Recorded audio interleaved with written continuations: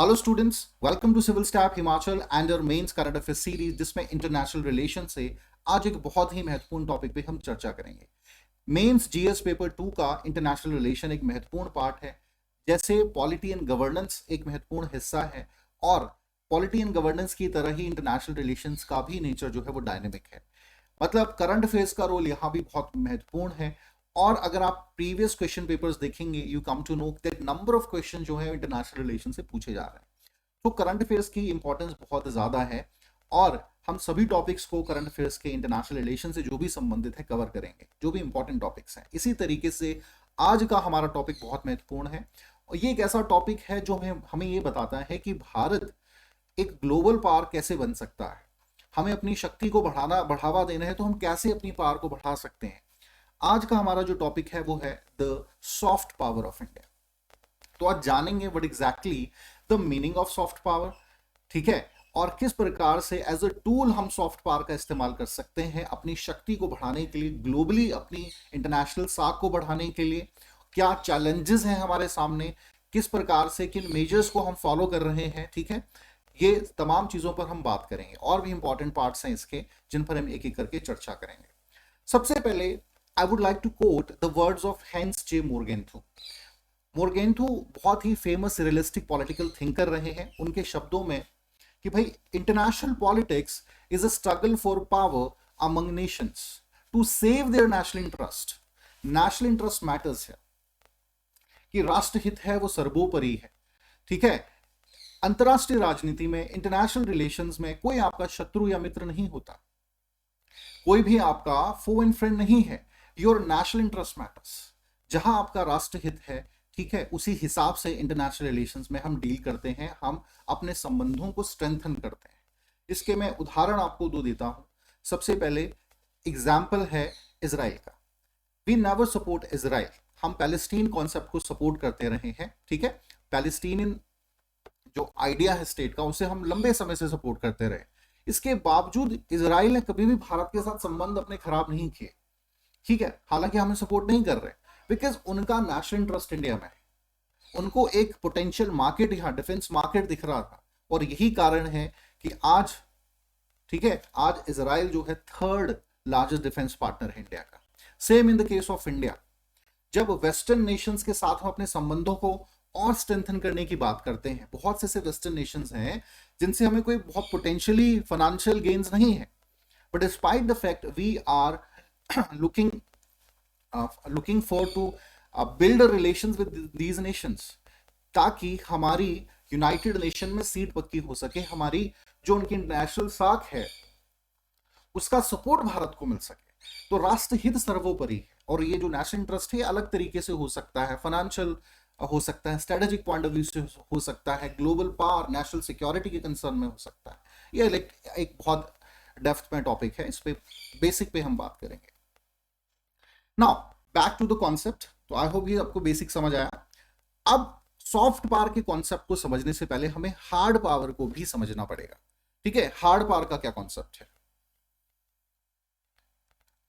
If we look back, if we turn the pages of history, 200 साल के इतिहास की अगर हम पहले की बात कर रहे हैं, ग्लोबली मैं बात कर रहा हूं, तो जब भी किसी देश को अपनी स्ट्रेंथ को ग्लोबली बढ़ाना है, ठीक है, तो उनके पास जो टूल्स होते थे वो होता था वॉर, ठीक है, एक्सपेंशन ऑफ टेरिटरी, जिसे हम इंपेरियलिस्टिक अप्रोच भी कह देते हैं, कॉलोनीज एस्टैब्लिश करना, या लेटर ऑन कोल्ड वॉर, ये वॉर नहीं हो रहा बट टेंशन क्रिएट करके करी हुई है, या फिर आज के हम बात करें तो टेररिज्म एक बहुत बड़ा तरीका है हार्ड पावर के माध्यम से, ठीक है। इन सभी टूल्स के माध्यम से हम कह सकते हैं कि कोई देश अपनी साख बढ़ाने की कोशिश करता था, कुछ की अब है, कुछ तो बहुत पहले से हो रही है, ठीक है। और जैसे एग्जाम्पल आप ले सकते हैं यूरोपियन नेशंस का। इंडिया के इंडेक्स में भी हम बात करेंगे कि भाई ब्रिटेन जो है, भारत जैसे कई देशों पर राज किया, तो क्या उन्होंने अपनी सॉफ्ट पावर का इस्तेमाल किया इसके लिए? बिल्कुल नहीं। They use hard power for that, ठीक है, कि जबरदस्ती आए, यहां पे कंट्रोल की, पॉलिटिकल पावर हथियाई, यहां के राजाओं के साथ युद्ध किए, और धीरे धीरे यहाँ की जो राजनीतिक सत्ता है, शक्ति है, उसे अपने कब्जे में लिया। और ऐसा सिर्फ भारत में नहीं हुआ, बहुत से ग्लोब के डिफरेंट नेशंस में, चाहे अफ्रो नेशंस की बात करें, लैटिन अमेरिकन नेशंस की बात करें, और ना सिर्फ ब्रिटिशर्स, स्पेनिश थे इसमें, फ्रेंच का है, डचेस का रोल है, सभी का रोल रहा, but they all follow the hard path. अब जरा सॉफ्ट पावर के कंटेक्स्ट में जो हमारा मेन टॉपिक है आज का, मतलब ये भी एक टूल ही है, this is also like a tool, ठीक है। तो same in the case with soft power, soft power is also a kind of tool which help us to strengthen our relations और to increase our global power, ठीक है, ठीक है। या फिर हम कह सकते हैं साधारण शब्दों में और भी तरीके से समझ सकते हैं कि भाई सॉफ्ट पावर एक ऐसा माध्यम है जो हमें मदद करता है पूरी दुनिया को अपनी तरफ आकर्षित करने के लिए। अब इसमें सबसे महत्वपूर्ण रोल जो होता है वो होता है कल्चर का, ठीक है, जिसमें आपके इंडियन फूड हम बात कर सकते हैं, या इंडियन जो डांसेस हैं, मोड ऑफ एंटरटेनमेंट है जिसमें हम बॉलीवुड रख सकते हैं, ठीक है, या फिर और भी ऐसे बहुत तरीके हैं, या लोन्स प्रोवाइड करना, या फिर योगा, आयुर्वेदा, तमाम चीजें ये एक टूल की तरह काम करते हैं किसी भी देश की, और सिर्फ ये भारत के कंटेक्स्ट में नहीं है। जैसे मैं चाइना का एग्जांपल दूं, तो आज भारत की हर स्ट्रीट पे आपको मोमोज, चाइनीज फूड जिसे हम कहते हैं, चाउमीन, मोमोज, ये सब आपको खाने को मिलता है। So it is basically China का एक सॉफ्ट पावर का ही टूल है। या हम बात कर सकते हैं यूएसए की, यूएसए के क्लोथ्स, अगर यूएसए में कोई नया ट्रेंड आ रहा है कपड़ों से संबंधित, वो 6 महीने के भीतर ही भारत में वही ड्रेसेस आपको बिकते हुए मिलेंगी, ठीक है। या फिर हॉलीवुड हम कह सकते हैं, यहाँ पे मैकडोनल्ड है, या बहुत बड़ी जो मल्टीनेशनल कंपनीज हैं उनका भी रोल इसमें बड़ा महत्वपूर्ण है।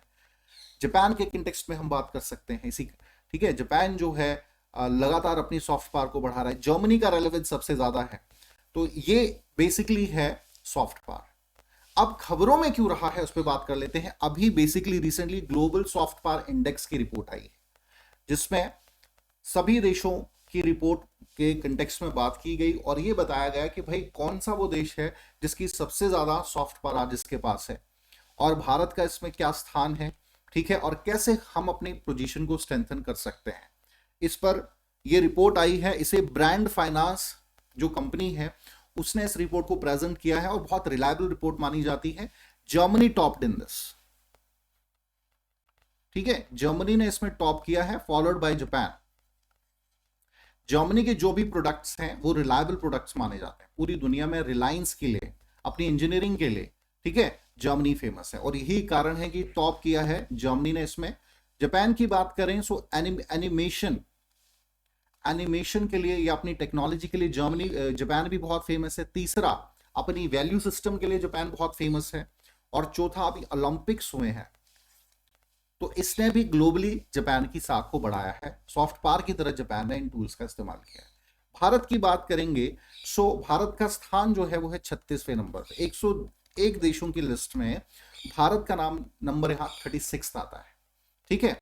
और लास्ट ईयर अगर हम 2020 की रिपोर्ट देखेंगे तो उसमें भारत का स्थान था 27वें नंबर। तो भारत का ड्रॉबैक हुआ है इसमें, ठीक है। इसके क्या कारण है उस पर भी बात करेंगे। सबसे बड़ा कारण है जो प्रोटेस्ट हो रहे हैं इंडिया में, कि भाई ये तो एक ऐसा देश है जो डेमोक्रेटिक वैल्यूज की तो बात करता है, लेकिन दूसरी तरफ अपने फार्मर्स को सपोर्ट नहीं करता, या जहां पर कम्युनिटीज सेफ खुद को फील नहीं कर रही है, ठीक है, सीएए के हवाला देके, या फिर कश्मीर का रेलेवेंस दे दिया जाता है। ये तमाम चीजें जो है किसी देश की साख को कमजोर करती हैं। पिछले साल 27वें नंबर पर इसलिए रहा था बिकॉज कोविड के पीरियड में जो वैक्सीन है, ठीक है, कोविड वैक्सीन का बहुत अच्छे से भारत ने सॉफ्ट पावर की तरह इस्तेमाल किया। Different Afro nation, Latin American nation, या जितने भी जरूरतमंद देश हैं उन तक वैक्सीन पहुंचाई है। जितने भी कोविड हेल्थ से संबंधित आपके इक्विपमेंट्स हैं वो प्रोवाइड करा है। तो कहीं ना कहीं ग्लोबली साख को बढ़ाया भारत के इसने। अब जरा हम बात करेंगे, अब ये सवाल भी आता है कि भाई क्या सरकार का ही इसमें महत्वपूर्ण रोल है? Is only government responsible to increase the soft power of the nation? किसी देश में सॉफ्ट पावर को बढ़ाने की जिम्मेदारी किसकी है? क्या सिर्फ सरकार की है, या किसी और संस्था की भी ये जिम्मेदारी होती है? So the answer is no.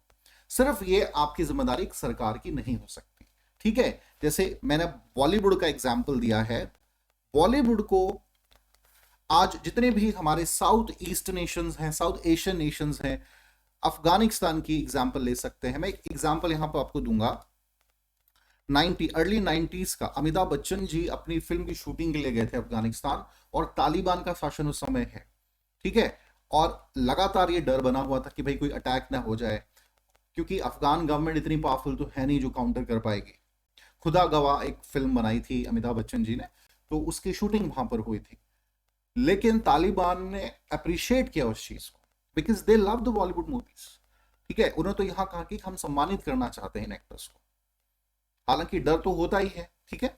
सो आप इससे अंदाजा लगा सकते हैं, या और ऐसे बहुत से देश हैं जो भाषा नहीं समझते हैं भारत की, लेकिन बॉलीवुड म्यूजिक, बॉलीवुड डांस को देख के भी खुश हो जाते हैं। तो बॉलीवुड एक्ट, या फिर हमारे जो इंडस्ट्रियलिस्ट हैं, हमारी बड़ी बड़ी हमारी भारत की कंपनीज हैं, वो डिफरेंट नेशंस में इन्वेस्ट करके अपनी साख को बढ़ा सकती हैं, भारत की साख को बढ़ा सकती हैं। जैसे टाटा ग्रुप का नाम आप ले सकते हैं, अराउंड 140-50 के आसपास उनकी ग्लोबल पूरे दुनिया में कंपनीज हैं, ठीक है।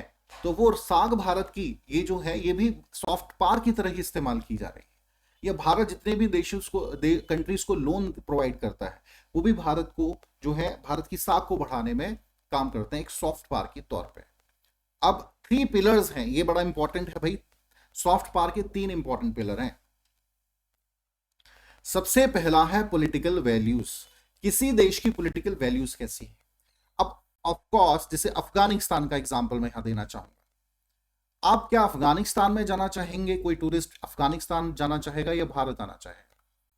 ऑप्शन दिया जाए, भले ही ये मान के चलें फॉर एग्जांपल कि अफगानिस्तान 100 गुना ज्यादा ब्यूटीफुल है टूरिस्ट पॉइंट ऑफ व्यू से अफगानिस्तान, लेकिन फिर भी टूरिस्ट इंडिया आना चाहेगा। क्यों? क्योंकि वो देखेगा क्या यहाँ का पॉलिटिकल विल क्या है, यहाँ का पॉलिटिकल सिस्टम की वैल्यूज क्या है। आज हर व्यक्ति ऐसे सिस्टम में जाना चाहेगा जहां की वैल्यूज डेमोक्रेसी को प्रमोट करती हैं। डेमोक्रेसी का यहाँ मतलब अब्राहम लिंकन की वो डेफिनेशन नहीं है। यहाँ पे 2 पॉइंट्स को मैं हाईलाइट करना चाहूंगा कि इंडिविजुअल जो डिग्निटी है दैट मैटर्स, इंडिविजुअल फ्रीडम जो है वो कितनी इंपॉर्टेंट होती है, इंश्योर करती है डेमोक्रेसी, ठीक है। और एक डिग्निफाइड लाइफ के इंडिविजुअल वहां जी पा रहा है कि नहीं, ये चीजें पैरामीटर्स को डिक्लेयर करती है, ठीक है। ये डिसाइड करती हैं पॉलिटिकल वैल्यूज को। तो of course political values matter a lot. Second है कल्चर। किसी देश का कल्चर अट्रैक्ट बहुत करता है। सो भारत में मल्टी लेयर्ड कल्चर है, multi religious, multi cultural nation है, डिफरेंट कलर्स यहां देखने को मिलते हैं, वो भी कहीं ना कहीं आकर्षित करता है, ठीक है। और एक सॉफ्ट पावर की तरह हम उसका इस्तेमाल ग्लोबली कर सकते हैं। इस पे मैं आऊंगा कौन कौन से इंपॉर्टेंट पॉइंट हैं। फॉरेन पॉलिसी में भी ये चीजें ऐड होनी चाहिए, ठीक है।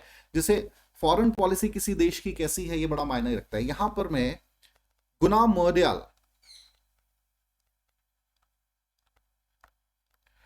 मर्डियाल जो है एक बहुत फेमस पॉलिटिकल थिंकर है। इनकी किताब है एशियन ड्रामा। एशियन ड्रामा में इन्होंने कहा that India is a soft state. India is a soft state, ठीक है। बहुत हार्ड लाइन को अप्रोच नहीं करता है भारत, रिएक्ट नहीं करता है। हालांकि उन्होंने नेगेटिव पॉइंट ऑफ व्यू से भी कहा था कि भारत रिटेलिएट बहुत कम करता है, लेकिन दूसरी तरीके से भी इसे देख सकते हैं कि भारत के जो टूल्स हैं, हम हिंसा को, हम वायलेंस को सपोर्ट नहीं करते। बुद्धिज्म जैसा धर्म यहाँ जन्म लिया है, ठीक है। यहाँ योगा, आयुर्वेदा जैसी चीजों पर हमारा विश्वास है। तो कहीं ना कहीं हमारी जो पॉलिसी है, फॉरेन पॉलिसी का ये चीजें हिस्सा है, ठीक है।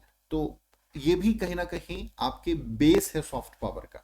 चलिए अब टूल सॉफ्ट पावर के इंडिया में के कंटेक्स्ट में देखेंगे कौन कौन से हैं। आयुर्वेदा एक बहुत इंपॉर्टेंट टूल है, और इसका क्या हम सही प्रकार से ग्लोबली इस्तेमाल कर रहे हैं कि नहीं, ये एक क्वेश्चनेबल चीज है, ठीक है। बुद्धिज्म तो एक बहुत ही बड़ा, 3rd लार्जेस्ट रिलीजन का जन्म भारत में हुआ है, ठीक है। After Christianity and Islam, Buddhism is the 3rd largest religion, और उसका जन्म भारत में हुआ है। डिफरेंट जो भी कनेक्टिंग नेशन है साउथ ईस्ट एशिया के, साउथ एशिया के, ठीक है, वो भारत के साथ जुड़ाव महसूस करते हैं बिकॉज ऑफ बुद्धिज्म। एंड इसी बात को ध्यान में रखते हुए सॉफ्ट पावर का इस्तेमाल भारत सरकार कर रही है। अभी बुद्धिस्ट सर्किट बनाया जा रहा है कि जितनी भी इंपॉर्टेंट पिलग्रिम साइट्स हैं उनको कनेक्ट किया जाएगा एक ही रूट में, ताकि जितने भी आपके फॉरेन टूरिस्ट आता है या इंडियन टूरिस्ट आता है उनको सुविधा हो सके, और वो ज्यादा से ज्यादा कनेक्ट फील करें। वर्ल्ड क्लास पिलग्रिम साइट्स बनाने की बात भारत कर रहा है, ठीक है, ये एक बहुत बड़ा है। Cricket play a very important role in this, especially हमारे जो सराउंडिंग नेशंस हैं, हमारे नेबरिंग नेशंस हैं, जैसे 2004 की हम बात कर सकते हैं कि इंडिया और पाकिस्तान के बीच, उससे पहले युद्ध हुआ था 1999 का, तो उसके बाद 2003-4 में जब ये एक क्रिकेट टूर्नामेंट हुआ, भारतीय टीम पाकिस्तान गई, तो माहौल उस समय का देखने वाला था। संबंधों को स्ट्रेंथन करने में क्रिकेट ने बहुत महत्वपूर्ण रोल किया, अभी भी बहुत इंपॉर्टेंट रोल प्ले कर रहा है, स्पेशली नेबरिंग नेशंस के कंटेक्स्ट में, जैसे श्रीलंका है, आपका बांग्लादेश, जहां जहां क्रिकेट ज्यादा पॉपुलर है, ठीक है। नेक्स्ट है कल्चर। तो कल्चर तो मैं वाइडली बात कर चुका हूं, इसमें फूड वगैरह भी आता है, अलग अलग बात कर लेंगे। सो कल्चर का भी बड़ा महत्वपूर्ण रोल है, सॉफ्ट पावर की तरह पूरी दुनिया को अपनी तरफ आकर्षित करने का। डेमोक्रेसी, भारत की जो डेमोक्रेटिक वैल्यूज है, क्योंकि आज पूरी दुनिया में सबसे पॉपुलर फॉर्म ऑफ गवर्नमेंट क्या है, लोकतांत्रिक डेमोक्रेटिक फॉर्म ऑफ गवर्नमेंट को ही सपोर्ट किया जाता है। And because of that India is a democratic nation, तो ये भी जो वैल्यूज हैं हमारी, ये भी अट्रैक्ट करती हैं पूरी दुनिया को हमारी तरफ। इंडियन डायस्पोरा का भी रोल बड़ा महत्वपूर्ण है इसमें। आज पूरी दुनिया में भारतीय लोग हर जगह आपको देखने को मिलेंगे, और भारतीय लोग अगर पूरी दुनिया में हैं तो भारत का कल्चर भी पूरी दुनिया में फैल रहा है, चाहे भारत कुजीन की फॉर्म में, चाहे इंडियन क्लोथ्स की फॉर्म में, ठीक है, या ट्रेडिशंस कल्चर जो हमारे हैं। हम अक्सर देखते हैं कि भाई दिवाली, होली जैसे त्योहार जो है आज डिफरेंट देशों में सेलिब्रेट किए जा रहे हैं, और जब पूरी दुनिया के लोग इस चीज को देखते हैं कि भाई अच्छा ऐसा कल्चर भी कहीं एग्जिस्ट करता है क्या, that will attract towards India. Next है बॉलीवुड। सो बॉलीवुड का तो सबसे क्रूशियल रोल है, देखिए एंटरटेनमेंट जो है बहुत महत्वपूर्ण रोल होता है, ठीक है, क्योंकि लोगों अपना जो एक कह सकते हैं ईज का टाइम है वो समय व्यतीत करते हैं एंटरटेनमेंट के मोड के माध्यम से, और बॉलीवुड जो है सिनेमा है, इंडियन सिनेमा, वो बहुत ही महत्वपूर्ण रोल प्ले किया है भारत की साख को बढ़ाने में, भारत की कनेक्टिविटी को बनाने। और अभी से नहीं, अगर आप 50 साल का इतिहास देखेंगे, रशिया के साथ हमारे संबंधों को, रशिया में इंडियन बॉलीवुड की फिल्म्स बहुत फेमस हैं, चाइना में बहुत तेजी से फेमस हो रही हैं, ठीक है, या इंडियन साउथ एशिया का जो क्षेत्र है, या साउथ ईस्ट एशिया का क्षेत्र है, इस पूरे रीजन में बॉलीवुड मूवीज बहुत फेमस है। कनेक्टिविटी को स्ट्रेंथन करने में, देखिए they were not very much aware about Indian language और द थिंग्स, और इन टर्म्स ऑफ डांसेस या म्यूजिक को वो समझ नहीं पा रहे हैं, but they enjoy that all things, ठीक है। तो बॉलीवुड का रोल बड़ा महत्वपूर्ण है, इंडियन कुजीन का बड़ा महत्वपूर्ण रोल है, हमारे यहाँ पे वेरिड काइंड ऑफ फूड्स हैं, ठीक है, और इंटरनेशनली जब वो चीजें लोगों तक पहुंचती हैं, that will attract towards India. Next है गांधीयन आइडियाज। देखिए दो चीजें सबसे ज्यादा पूरी दुनिया में फैली हैं भारत की, भारत को दुनिया में लोग जानते हैं primarily because of two things, लंबे समय तक, अब तो बहुत कारण है, लेकिन दो चीजें बहुत इंपॉर्टेंट रही। एक था ताजमहल जो हमारी कल्चरल हेरिटेज है, दूसरे थे महात्मा गांधी के थॉट्स, महात्मा गांधी जी के आइडियाज, ठीक है, तो इन दोनों को और बढ़ावा देना चाहिए। नेक्स्ट है colonial historical linkage with the Nations. अब देखिए भारत का इतिहास भी कॉलोनियल इतिहास रहा है, हम भी एक समय में अंग्रेजों के गुलाम थे, ऐसे बहुत से नेशन जैसे अफ्रो नेशंस हैं, या आपके लैटिन अमेरिकन नेशंस हैं बहुत, या साउथ ईस्ट या एशियन नेशंस में बहुत से देश कनेक्ट जो थे वो कहीं ना कहीं गुलामी की दास्तां फेस किए हुए। तो ये एक जो कॉलोनियल आपकी हिस्टोरिकल सिमिलैरिटी है, ये भी इन देशों को आपस में जोड़ती है। जैसे G77 जैसे ग्रुप में भारत की साख बहुत ज्यादा है, कॉमनवेल्थ नेशंस में भारत की साख सबसे ज्यादा है, तो इनसे हमें आइडिया मिलता है, और ये सॉफ्ट पावर की तरह एक दूसरे के साथ संबंध एस्टैब्लिश करते हैं, ठीक है, बनाने में या और ज्यादा इंटरनेशनल रिलेशंस को स्ट्रेंथन करने में इंपॉर्टेंट रोल है। नेक्स्ट है योगा। सबसे ज्यादा पिछले कुछ समय में जो भारत की सॉफ्ट पावर को बढ़ाया है वो है योगा। योगा जब से इंटरनेशनल डे योगा डिक्लेयर किया गया है, तब से भारत की ग्लोबल में साख और बढ़ी है, क्योंकि योगा का डायरेक्ट संबंध भारत से है, ठीक है। तो ये बहुत जरूरी है कि हम ऐसी जो हमारे टूल्स हैं उनको ग्लोबली और कैसे बढ़ा सकें। जैसे स्पाइसेस के लिए इंडिया बहुत जाना जाता है एक समय में, या अपने क्लोथ्स के लिए एक समय में, क्यों आपके ब्रिटिशर्स या डचेस पोर्टुगीज इंडिया आए थे, इन्हीं चीजों के लिए तो आए थे। तो आज क्या हम इन चीजों को इंटरनेशनलाइज नहीं कर सकते हैं क्या? उस लेवल तक किया जा सकता है, करना बहुत जरूरी है। लेकिन योगा का प्रैक्टिकली जो प्रभाव पड़ा है ग्लोबली वो काबिल तारीफ है। तो ये कुछ इंपॉर्टेंट टूल्स हैं जिसका इस्तेमाल भारत ने किया है कुछ समय से, और मतलब ये सॉफ्ट पावर के हमारे इंपॉर्टेंट टूल्स हैं। नेक्स्ट हम बात करेंगे need to deliver on soft power, क्यों इतनी जरूरत है हमें अपनी सॉफ्ट पावर डिलीवर करने की। देखिए, हमारे सॉफ्ट पावर के डिलीवर होने की वजह से भारत का जो गुडविल है ग्लोबली वो बढ़ता है, भारत की इमेज जो है वो स्ट्रेंथन होती है। आज देखिए पाकिस्तान है, बहुत सी आप हॉलीवुड की फिल्म्स देखेंगे वहां पाकिस्तान को एज ए टेररिस्ट नेशन दिखा दिया जाता है, ऐसा देश जो टेररिज्म को सपोर्ट करता है। तो इससे साख भी तो गिरती है ना, कोई कौन देश पाकिस्तान के साथ डायरेक्ट संबंध बनाना चाहेगा, ठीक है, कौन टूरिस्ट जो है वो पाकिस्तान आना चाहेगा। तो भारत जो है अपनी गुडविल को लगातार सॉफ्ट पावर के माध्यम से बढ़ाता है, अध्यात्म का देश, अध्यात्म जो हमारा है, स्पिरिचुअलिटी है, ठीक है, हम उसको स्प्रेड कर सकते हैं। जो हमारा हिस्टोरिकल कल्चर हेरिटेज है उसका इस्तेमाल किया जा सकता है, हमारे ट्रेडिशंस का, कल्चर का, हमारे फूड का, ठीक है। इससे क्या होगा, हमारी गुडविल जो है ग्लोबली बढ़ेगी और इससे हमारी साख भी बढ़ेगी। जैसे मैंने आपको इनिशियली एग्जांपल दिया कि भाई मैकडोनल्ड, एमटीवी, ठीक है, हॉलीवुड, इसकी वजह से ये गवर्नमेंट के डायरेक्ट इनिशिएटिव्स तो नहीं थे, यूएसए की मैं बात कर रहा हूं, लेकिन because of these all things USA का सॉफ्ट पावर कितना ज्यादा बड़ा है।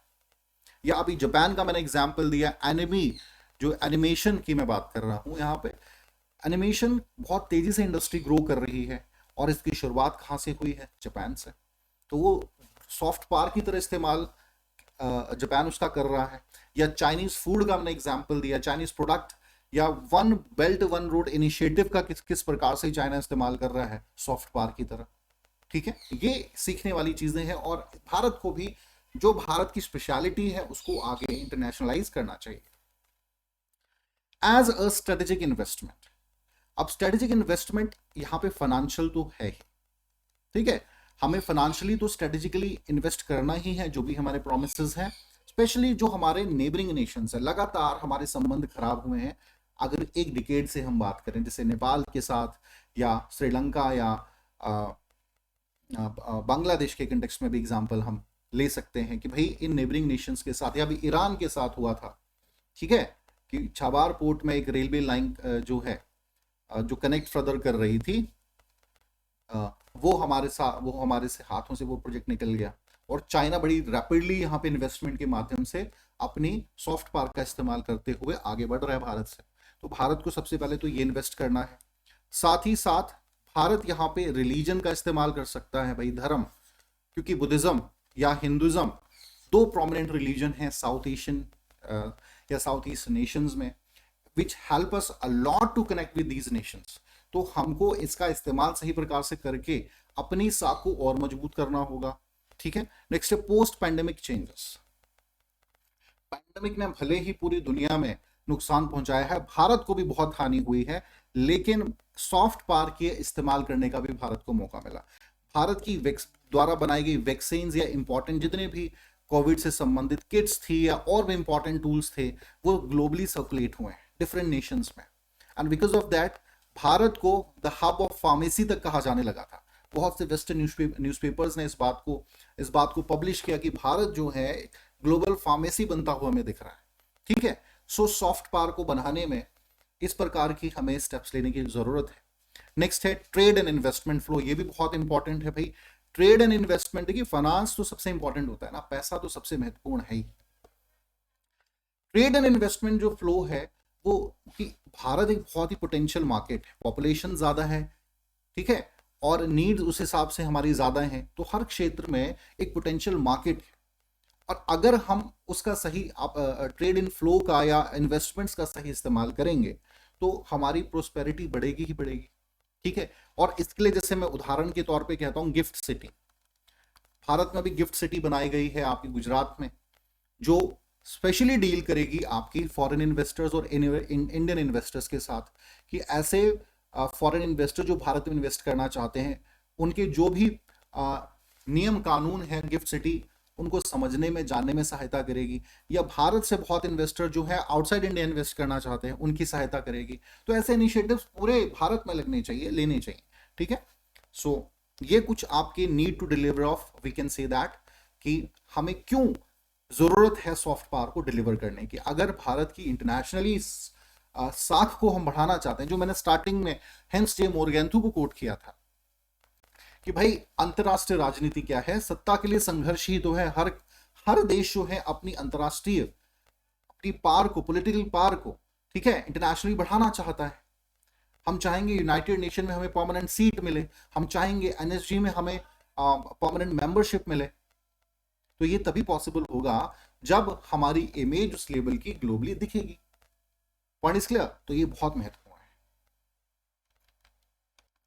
नेक्स्ट है इंडिया का डिलीवरी फ्रेमवर्क।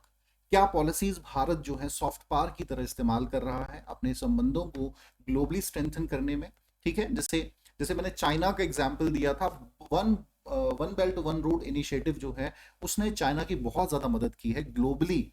सॉफ्ट पावर की तरह one road one belt initiative का इस्तेमाल चाइना ने किया सक्सेसफुली, अभी भी कर रहा है, जो कि 2050 तक आते आते डेफिनेटली चाइना को एक ग्लोबल पावर नेशन बना देगा। चाइना जो है 2050 साल तक आते आते यूएस को पीछे छोड़ने वाला है, और इसमें सबसे बड़ा कारण जो है वो है one road one belt initiative.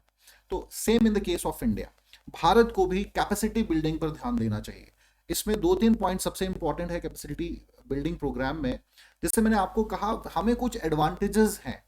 हमें हिस्टोरिकल कल्चर सिमिलैरिटी की वजह से south Asia, south east Asia के साथ हमारी कनेक्टिविटी बनती है, या कॉलोनियल लेगेसी की वजह से लैटिन अमेरिका या फिर अफ्रो नेशंस के साथ हमारी कनेक्टिविटी स्ट्रेंथन होती है।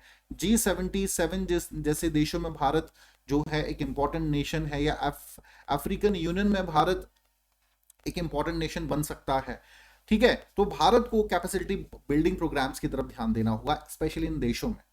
तो इसमें ट्रेनिंग प्रोग्राम्स भारत कर सकता है, लॉन्च कर भी रहा है, लेकिन और बड़े तबके पे करने चाहिए ट्रेनिंग प्रोग्राम्स को।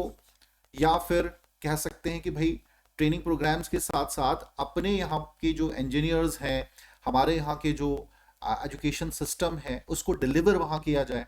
इस प्रकार के डेलीगेशंस होने चाहिए, ताकि वहाँ पर भी जो है एजुकेशन या इंफ्रा कैसे डेवलप किया जा सकता है, ठीक है, ये तमाम चीज़ों में बढ़ोतरी देखने को मिले। ये तमाम चीज़ें बहुत इंपॉर्टेंट हैं इसमें। एंड तीसरा इसमें एक इंपॉर्टेंट पार्ट है कि भाई यूनिवर्सिटी, जैसे मैं सार्क का एग्जांपल दूंगा, साउथ एशियन यूनिवर्सिटी एस्टैब्लिश की गई है। अब इसमें ये साउथ एशिया दिल्ली में है एस्टैब्लिश सार्क के under, and because of this पूरा साउथ एशिया का जो बच्चा है जो पढ़ना चाहता है वो भारत आके पढ़ सकता है। जब इस प्रकार से इनिशिएटिव लिए जाएंगे तो उन लोगों की, उन बच्चों की जो आने वाला उन देशों का फ्यूचर है, उसकी उनकी कनेक्टिविटी भारत के साथ बनेगी कि नहीं, और भारत की जो रिलायबिलिटी है वो बढ़ेगी। तो ऐसे इनिशिएटिव लेने चाहिए भारत की तरफ से। ऐसे इंस्टीट्यूशन जो है इन सभी देशों में जिनको जरूरत है एस्टैब्लिश होने चाहिए, ताकि भारत सॉफ्ट पावर और ज्यादा बढ़ सके, ठीक है। नेक्स्ट है कंसेशनल फाइनेंस। कंसेशनल फाइनेंस में सबसे इंपॉर्टेंट रोल हो जाता है आपके एलओसी का, लाइन ऑफ क्रेडिट का। तो अगर भारत को अपनी सॉफ्ट पावर को बढ़ाना है तो ज्यादा से ज्यादा लाइन ऑफ क्रेडिट देना चाहे पड़ेगा। क्यों चाइना इतनी तेजी से आगे बढ़ा? क्योंकि चाइना जो है सॉफ्ट लोन्स प्रोवाइड करता है इन सभी देशों को, ठीक है। इवन इंडियन ओशन रीजन में भी बड़ी तेजी से, रैपिडली से चाइना का प्रभाव बढ़ा है। चाहे चटगांव पोर्ट के कंटेक्स्ट में, हम्बनतोता पोर्ट के कंटेक्स्ट में, श्रीलंका में बात करें, सी पैक का एग्जाम्पल आप ले सकते हैं, जिबूती का एग्जाम्पल है, सोमालिया इथोपिया का एग्जाम्पल है, ठीक है। तो भारत को भी इस क्षेत्र में काम करने की बहुत तेजी से आवश्यकता है। एलओसी का मतलब समझ लेते हैं, it's a kind of soft loan जो बहुत ही कम इंटरेस्ट रेट पे कंट्रीज दूसरे नेशंस को देती हैं, और समय भी ज्यादा देती हैं उसको चुकाने के लिए। लेकिन कंडीशन ये होती है कि भाई जिस भी प्रोजेक्ट के लिए वो सॉफ्ट लोन दिया गया है, वो एलओसी दिया गया है, उसके लिए जो भी इक्विपमेंट प्रोडक्ट्स इस्तेमाल होंगे वो आपको उसी देश से खरीदने पड़ेंगे। जैसे भारत ने 400 मिलियन का सॉफ्ट एलओसी दिया श्रीलंका को रेलवेज के लिए या सोलर एनर्जी को प्रमोट करने के लिए, 400 मिलियन का लोन दे दिया एलओसी, ठीक है। अब 400 मिलियन ये भारत में रिटर्न आ रहे हैं, क्योंकि जो भी रेलवेज या सोलर एनर्जी को डेवलप करने के लिए श्रीलंका करेगा वो भारत से ही खरीदेगा। तो ये भारत को फायदा है, और हमारे संबंध ग्लोबली स्ट्रेंथन हो रहे हैं। अगर अभी तक हम बात करें अराउंड 31 बिलियन, ठीक है, 30 पॉइंट समथिंग है, 30.59 के आसपास है। 31 बिलियन जो है, तकरीबन 65 नेशंस को भारत ने एलओसी प्रोवाइड कराया है। ठीक है, हालांकि ये मार्क बहुत पीछे, 1 बिलियन हमने last to last year Russia को दिया था, जो फार ईस्ट रीजन है रशिया का, उसको डेवलप करने के लिए। तो ये बहुत इंपॉर्टेंट है। नेक्स्ट है technology sharing is an another tool which help अस। ये भारत इसमें काम भी कर रहा है। जैसे सोमालिया में हमने कुछ प्रोजेक्ट्स ऐसे किए हैं, इथोपिया और सोमालिया में। ठीक है, टेक्नोलॉजी शेयरिंग अपनी वहां कर रहे हैं, वहां की साइंस एंड टेक जो है उसको डेवलप करने की हम कोशिश कर रहे हैं। या सार्क के तहत जो है सार्क सैटेलाइट बिल्ड करने की बात कर रहे हैं। और भारत क्योंकि स्पेस एंड टेक्नोलॉजी में साउथ एशिया में सबसे आगे है, तो भारत का रोल यहाँ पे इंपॉर्टेंट हो जाता है। अब सट काइंड ऑफ जो गेस्चर्स हैं भारत की सॉफ्ट पावर को बढ़ावा देते हैं। ठीक है, जैसे भूटान, नेपाल, इन देशों को सैटेलाइट को की वजह से बहुत सहायता मिलेगी। तीसरा, ईरान का एग्जांपल मैं आपको देना चाहूंगा। हमारे इंजीनियर्स जो हैं उन्होंने वहां के इंफ्रास्ट्रक्चर को, वहां की केमिकल इंडस्ट्री को बिल्ड करने में बहुत इंपॉर्टेंट रोल प्ले किया है। कुछ हमारे इंजीनियर्स को हाईएस्ट अवार्ड से सम्मानित किया ईरान ने, तो इससे हमारी साख बढ़ रही है। या इंटरनेशनली आप देखें कि भाई गूगल के या माइक्रोसॉफ्ट के जो भी सीईओ हैं, ठीक है, या डिफरेंट हायर पोजीशंस पे आज आपको भारतीय जो है इंडियन डायस्पोरा देखने को मिल रहा है। ये भी भारतीय साख को बढ़ाता है, और ऐसे ही अप्रोच हमें आगे भी रखनी है। साथ ही साथ ग्रांट्स भी प्रोवाइड करनी है। एलओसी तो प्रोवाइड करना है, लेकिन बहुत से देश जो है चुका, देखिए ग्रांट और एलओसी में डिफरेंस ये है कि LOC is a kind of loan जो आपको वापस दिया जाएगा, और ग्रांट का मतलब है हम डोनेट कर रहे हैं। ठीक है, सो ग्रांट्स भी हमें देनी चाहिए। अभी तक जो हमारी ग्रांट्स हैं, जो हमने अपने एनुअली ग्रांट्स हैं और एनुअली की पार्टनर्स को हमने दिए, की पार्टनर्स जो हमारे सराउंडिंग नेशंस हैं जिनको जरूरत है, ठीक है, उनको दी है, वो तकरीबन 7 बिलियन के आसपास, 7 बिलियन, 6 पॉइंट समथिंग है, 7 बिलियन के आसपास आप लेके चल सकते हैं। तो ये भी है। इसके अलावा ट्रेड एक बहुत महत्वपूर्ण टूल है भारत की सॉफ्ट पावर को बढ़ाने के लिए। इसमें एफटीए, फ्री ट्रेड जो आपका अलायंस है, ये करने चाहिए। भारत ने किए भी हैं, सार्क के तहत किए हैं, और भी प्लेटफॉर्म्स पे किए हैं, और कर भी रहा है। ठीक है, इससे क्या होगा, जरूरतमंद देश जो हैं भारत पर निर्भर होंगे, और कनेक्टिविटी और स्ट्रेंथन होगी। साथ ही साथ इन सभी देशों में इन्वेस्ट भारत करे ज्यादा से ज्यादा, और यहां के इन्वेस्टर को भारत अपनी तरफ आकर्षित करे। ठीक है, इससे भी जो है हमारी इमेज, हमारी कनेक्टिविटी और सॉफ्ट पावर हमारी जो है वो बढ़ेगी। नेक्स्ट हम अब बात किए, तो हमने बात किया जो भारत का फ्रेमवर्क क्या है, या भारत क्या कर रहा है, और बेटर क्या किया जा सकता है। अब जरा हम आएंगे चैलेंजेस क्या है हमारे सामने, कंसर्न और चैलेंजेस क्या है। सबसे पहला है लैक ऑफ इंस्टीट्यूशनल फ्रेमवर्क। देखिए, अगर हम इंडिया को चाइना के साथ कंपेयर करेंगे, तो भारत के पास स्पेशली साउथ एशिया और साउथ ईस्ट एशिया के कंटेक्स्ट में संसाधन ज्यादा है, बिकॉज हमारी कल्चरल और हिस्टोरिकल कनेक्टिविटी चाइना के कंपैरिजन में इन सभी क्षेत्रों में ज्यादा है। ठीक है, बट बावजूद इसके चाइना रैपिडली ग्रो किया है। अब उसके कारण क्या है वो समझेंगे। सबसे पहला, लैक ऑफ इंस्टीट्यूशनल फ्रेमवर्क। हमारे यहाँ पर जब भी दूसरे देशों के साथ कनेक्टिविटी को बनाया जाता है, प्रोजेक्ट्स अनाउंस किए जाते हैं, कौन करता है उसे? सरकार ही करती है। उसके अलग से कोई फ्रेमवर्क तो नहीं बना, इंस्टीट्यूशनल फ्रेमवर्क नहीं बना, और अक्सर इसमें डिले होता है ब्यूरोक्रेसी के डिसीजंस की वजह से, या सरकार के डिसीजंस की वजह से। ये एक बहुत बड़ा कारण है। तो एक अलग से एक इंस्टीट्यूशन फ्रेमवर्क बनाना जाना चाहिए which primarily deal with such matters. Second है लैक ऑफ फंड्स। ये भी आप चाइना के कंपैरिजन देखिए, तकरीबन 20-21 ट्रिलियन की इकोनॉमी है चाइना की। दूसरी तरफ भारत की इकोनॉमी तकरीबन 3-3.5 ट्रिलियन के आसपास है। तो ये डिफरेंस तो है ही ना। हमारे पास उतने फंड्स अभी नहीं है कि हम चाइना की तरह हर देश में इन्वेस्ट करते फिरें। तो एक बहुत बड़ा हमारे लिए एक हर्डल है ये। ठीक है, हमें अपने फंड्स को सफिशिएंट करना होगा, स्पेशली अगर हम अपनी शक्ति को, अपनी इंटरनेशनल पावर को बढ़ाना चाहते हैं। नेक्स्ट है डिलीवरी डेफिशिएंट नेशन। ये बहुत बड़ा मुद्दा है, ये बहुत ही बड़ा मुद्दा, और यहां पर चाइना हमसे बाजी मार जाता है। ठीक है, अब देखिए, जितने भी मैं साउथ आईओआर रीजन की ही बात करूं, इंडियन ओशन रीजन की ही, तो यहां पे ज्यादातर देश क्या है, बहुत रिच नेशन नहीं है। पाकिस्तान है, मैं भारत को छोड़ भी लूं तो श्रीलंका है, ठीक है, मालदीव्स है, सेशल्स है, या फिर बांग्लादेश है, म्यांमार है, ठीक है, भूटान, श्रीलंका, भूटान और नेपाल है। अब भारत ये सभी देश सबसे पहले किस देश की तरफ देखेंगे? भारत की तरफ। और देखते भी रहे थे, फ्रेंडशिप ट्रीटीज हमने साइन की हैं इन सभी देशों के साथ तकरीबन, ठीक है।